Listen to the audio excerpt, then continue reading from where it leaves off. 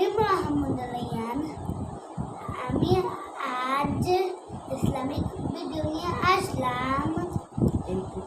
এই পৃথিবীতে কার শক্তি বেশি সেটা নিয়ে আজকে আমরা আলোচনা করব। আল্লাহ তাআলা যখন পৃথিবী তৈরি করলেন তখন পৃথিবীটা কাঁপাকাঁপি শুরু করলো। তখন আল্লাহ তাআলা পৃথিবীতে 7টি পাহাড় দিলেন। তখন পৃথিবীটা থেমে গেল। তখন ফেরেশতারা বললেন, পাহাড়ের কি শক্তি? তখন আল্লাহ তাআলা বললেন, পাহাড় থেকেও শক্তিশালী জিনিস আছে। ফেরেশতারা অবাক হয়ে গেল। আল্লাহ তাআলাকে বললেন, সেটা কি? আল্লাহ তাআলা বললেন, সেটা হলো লোহা পাহাড়ের ভিতরে গেড়ে দিয়েছে।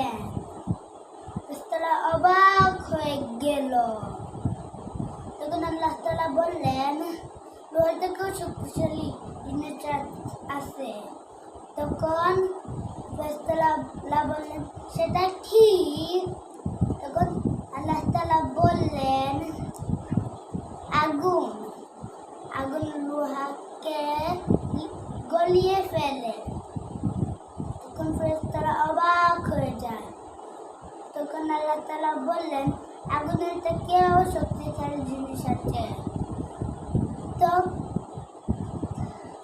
তখন আবার ফেরেশতারা অবাক হয়ে যায়।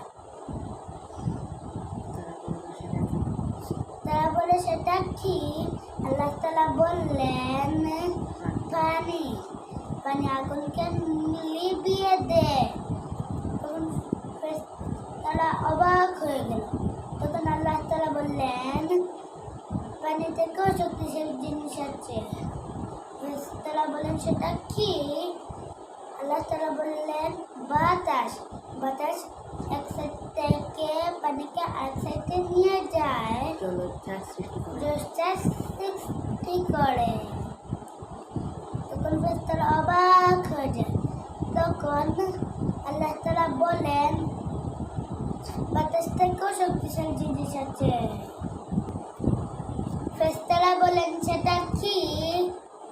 আল্লাহ তাআলা বললেন, মানুষ সৃষ্টিশীল জীব।